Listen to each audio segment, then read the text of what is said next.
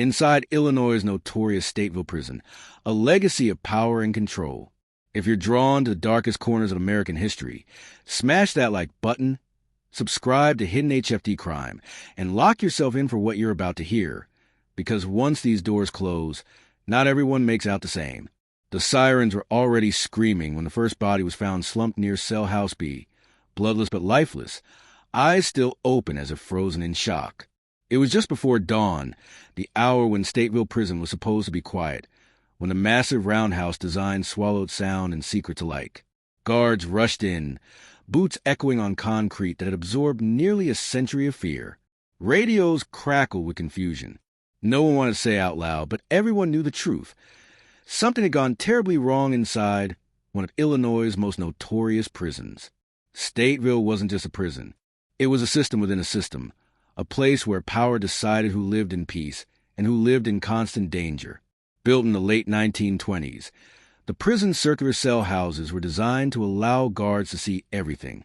But over time, that promise of control became an illusion. What actually grew inside those walls was a hierarchy more rigid than steel bars, one ruled by influence, silence, and unspoken deals. The man found dead that morning was named Marcus Hill, a low-profile inmate serving a long sentence who had managed to survive years without enemies. Or so it seemed. Official reports would later claim natural causes. But whispers spread fast through the tiers. Inmates spoke of meeting the night before, a quiet confrontation that happened off-camera, and one of the blind spots administrators insisted didn't exist. Detective Laura Kincaid was assigned to the case within hours. She'd seen prisons before, but Stateville was different. The air felt heavier, as if the walls themselves were listening. Guards avoided eye contact, answering questions with rehearsed phrases. Inmates, usually quick to talk if it benefited them, suddenly went silent. Whatever happened to Marcus Hill, it wasn't meant to be investigated. As Kincaid dug deeper, she uncovered a pattern that stretched back decades. Deaths ruled accidental. Assaults that vanished from paperwork. Inmates transferred without explanation. Stateville's legacy wasn't just about punishment. It was about control. Those who understood the system could manipulate it. Those who didn't are crushed by it. At the center of that control were informal power brokers. Some wore uniforms. Others wore prison blues. Gang leaders negotiated territory not just with rivals, but with corrupt officers willing to trade protection for obedience. Administrative segregation became a weapon, used to isolate anyone who threatened the balance. And that balance was never about justice. It was about keeping the machine running quietly. Marcus Hill, Kincaid learned, had recently filed a grievance, a small one on paper, about safety concerns in his unit. But inside Stateville, even small complaints could be seen as dangerous. They attracted attention. And attention, in a place like this, was deadly. Old incident reports revealed eerily similar cases. Men who spoke up. Men who asked questions. Men who didn't last much longer afterward. Each time, the story ended the same way. No wrongdoing found. Case closed. Families left with more questions than answers. Kincaid requested access to surveillance footage from the night Marcus died. She was told the cameras had malfunctioned. Maintenance logs showed repeated outages in the same area, always during critical moments. Coincidence, according to prison officials. Pattern, according to anyone willing to look closely. As pressure mounted, Kincaid received a warning she didn't expect, not from an inmate, but from a senior corrections officer. He didn't threaten her. He didn't raise his voice. He simply said, "Some doors are locked for a reason. You don't want to know what's behind them." But Kincaid did want to know, and so did a few others. A former guard, recently retired, agreed to meet her off the record, over stale coffee in a diner miles away from the prison. He described a culture where loyalty mattered more than truth, where protecting the institution meant sacrificing individuals, where silence was rewarded, and honesty could end careers or lives.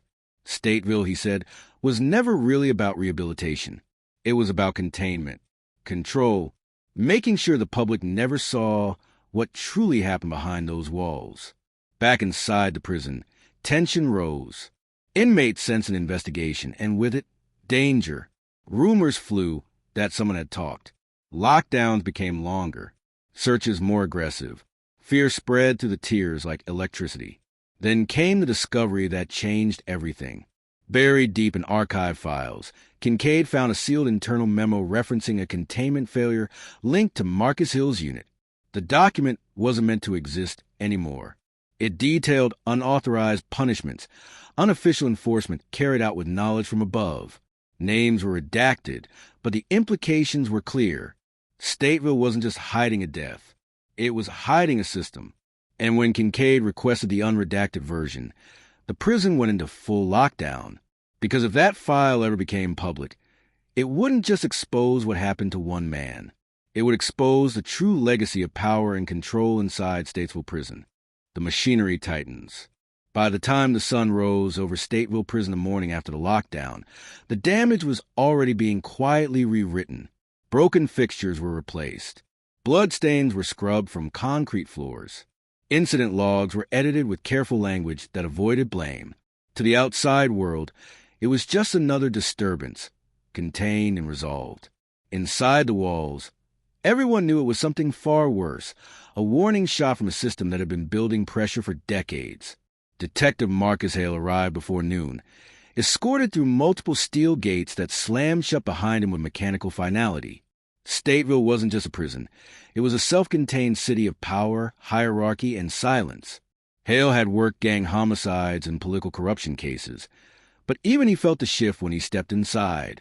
This place didn't fear outside scrutiny. It absorbed it, slowed it, and buried it. The victim from the lockdown incident, an inmate named Raymond Collins, had been officially listed as unresponsive during restraint. Unofficially, Collins had been preparing to testify in a federal civil rights case involving prolonged isolation, staff misconduct, and retaliatory transfers. His testimony was scheduled for the following week. Now he was dead. Hale began where the paperwork told him not to. Housing Unit F, an aging cell block notorious for blind spots and malfunctioning cameras. Former guards whispered about it as the maze, a place where orders could be carried out without records. Inmates called it something simpler, where stories end. Witness cooperation was non-existent at first. Doors stayed shut. Eyes stared straight ahead. At Stateville, survival depended on knowing when not to speak. But Hale noticed something else. Coded gestures, pauses that lingered too long, glances exchanged between cells. Fear was present, but so was calculation. Eventually, one inmate agreed to talk. His name was Elias Turner, serving a long sentence and known among prisoners as a jailhouse historian. Turner didn't raise his voice or dramatize his words. He spoke calmly, as if reciting facts he'd already accepted. This place runs on leverage, Turner said. Who controls movement? Who controls silence? Who controls the paperwork? Collins broke the rule. He thought the law could reach in here. Turner described a system where certain inmates were labeled problems and quietly isolated, not just physically, but administratively. Grievances vanished. Requests stalled. Medical appointments were delayed. Transfers were threatened. The pressure wasn't explosive. It was slow, constant, and designed to break resistance without leaving visible marks. As Hale dug deeper, he discovered that Collins wasn't the first. Over the past 15 years, at least 9 inmates connected to legal actions or internal complaints had suffered sudden medical emergencies, unexplained transfers, or disciplinary charges that destroyed their credibility. Each case, examined alone, looked like coincidence. Together, they formed a pattern. But patterns were dangerous to acknowledge at Stateville. When Hale requested surveillance footage from a night of the lockdown, he was told the cameras in that corridor had malfunctioned. Maintenance logs confirmed it, but the timestamps didn't align. Someone had retroactively updated the records. That required access, authority, and confidence that no one would challenge it. The warden, Thomas Rourke, maintained a calm public image. He spoke in rehearsed sentences about safety, order, and reform. Privately, his influence was absolute. Guards respected him. Administrators deferred to him. And politicians praised him for keeping a lid on one of Illinois' most volatile institutions. Hale requested an interview. Rourke agreed, but only in his office, with legal counsel present. Rourke denied everything. He acknowledged Collins had been difficult, but insisted all procedures were followed. When Hale pressed about the missing footage, Rourke smiled thinly. "You're chasing ghosts," he said. "Stateville has a long history. People see what they want to see." But history, Hale knew, had a way of resurfacing. A breakthrough came from an unexpected place. A former guard named Daniel Mercer, recently retired and quietly struggling with guilt. Mercer had worked Stateville for 22 years. He knew the routines, the shortcuts, the unspoken expectations. Orders don't come written, Mercer told Hale during a late-night meeting off prison grounds. They come implied. You learn what's rewarded and what's punished. And you learn fast. Mercer described special response teams deployed not just for riots, but for message sends. The goal wasn't violence. It was compliance, isolation, exhaustion, humiliation. Enough to make inmates recant statements or withdraw complaints. Enough to make witnesses disappear without ever leaving the building. Collins, Mercer said, had refused to bend. The deeper Hale went, the more resistance he faced. Requests stalled. Superiors urged caution. Anonymous calls warned him to let it go. One message, slipped under his hotel door, contained a single sentence. Stateville buries people who dig too deep. Still, Hale pressed on. Late one evening, he received a sealed envelope with no return address. Inside were photocopies of internal memos, dated years earlier, outlining procedures for handling high-risk legal agitators. One phrase stood out, underlined in red ink. Neutralize credibility through controlled incident. The memo wasn't signed, but the letterhead belonged to Stateville. As Hale stared at the pages, he realized the investigation had crossed a line. This wasn't about one inmate anymore. It was about an institution built on control, so complete that truth itself became contraband. And somewhere inside Stateville, someone knew Hale had the documents. Because the next morning, when he arrived at the prison, an emergency alert blared across the facility. Another inmate had collapsed, another witness, another voice silenced. This time, it happened in a unit with fully functioning cameras. And someone had already pulled the footage. The cost of silence. By the time the investigation reached its final phase, Stateville no longer looked like a prison struggling with isolated problems. It looked like a system built to endure them. Files had vanished. Witnesses had recanted. Timelines blurred just enough to create doubt. The deeper investigators went, the clearer it became that the prison's greatest strength wasn't force. It was patience. Detective Laura Kane reviewed the last usable surveillance footage from the night Officer Mark Delaney died. The camera angle was poor, the frame rate inconsistent, but one detail stood out. Delaney hadn't been alone. A second shadow moved behind him, just out of focus, lingering longer than necessary before disappearing down a restricted corridor. That corridor led not to inmate housing, but to an administrative access wing. When Kane requested access logs to that area, she received partial records. Key timestamps were missing. The explanation was familiar. System error. Maintenance glitch. Nothing malicious. But Kane had heard that story too many times already. The turning point came from an unexpected source, a former lieutenant named Raymond Holt, retired early after what was officially described as health complications. Holt requested a meeting off the record. He chose a diner far from Joliet, a place with cracked vinyl booths and no security cameras. Holt didn't speak right away. When he did, his voice was flat, exhausted. He said Stateville had always operated under two rule books, the written one and the real one. The real one prioritized stability above all else. If an inmate threatened exposure, they were isolated. If a staff member crossed a line but maintained order, they were protected. If an incident risked public scrutiny, it was buried under procedure. Delaney, Holt said, had planned to go outside the chain of command, not to internal affairs, but to the media. He believed public pressure was the only way the truth would surface. That decision sealed his fate. Holt didn't claim Delaney was murdered outright. He didn't have to. He described the environment that made death possible without anyone giving an explicit order. Doors left unlocked. Cameras misaligned. Response times delayed just enough to ensure plausible deniability. When Holt finished, he slid a folded document across the table. It was an internal memo dated weeks before Delaney's death, warning of potential reputational risk tied to staff conduct allegations. Delaney's name appeared twice. That memo changed everything. Federal oversight followed swiftly. Audits uncovered systemic failures, falsified reports, retaliatory transfers, improper use of isolation, and disciplinary hearings conducted without due process. Stateville wasn't unique, but it was extreme.